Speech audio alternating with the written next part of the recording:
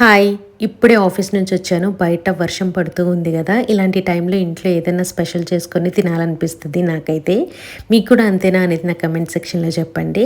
And office నుంచి రాగానే ఆకలేస్తూ ఉంటుంది. కొద్దిగా స్నాక్స్ తినేసి వంట స్టార్ట్ చేశాను. వంట స్టార్ట్ చేసే ముందు మా బాబుని అడిగాననమాట. ఏం చేయమంటావు అని చెప్పి అడిగితే, స్పైస్ తక్కువ వేసి బగారా రైస్ చేయి మమ్మీ అని అడిగితే, సరే తన కోసం అని చెప్పి ఇక్కడ బగారా రైస్ అయితే స్టార్ట్ చేశాను. మీ అందరికీ ఈ రెసిపీ తెలిసే ఉంటుంది కాబట్టి నేను రెసిపీ ఏం స్పెషల్‌గా చెప్పట్లేదు.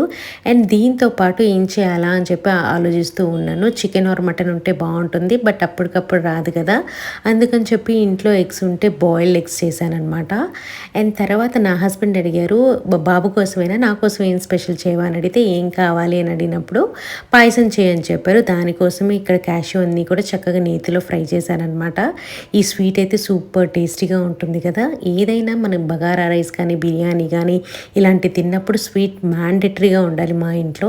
ఇక్కడైతే నేను స్పెషల్‌గా కొంచెం రెడ్ చిల్లీ ఫ్లేక్స్ ఉంటాయి కదా, అవి వేసి సాటే చేశాను బాయిల్డ్ ఎగ్స్‌ని. ఇది మా simple comfort dinner on a rainy day. బాగుందా లేదా అనేది నా కమెంట్ సెక్షన్‌లో చెప్పడం మర్చిపోవద్దు. బాయ్.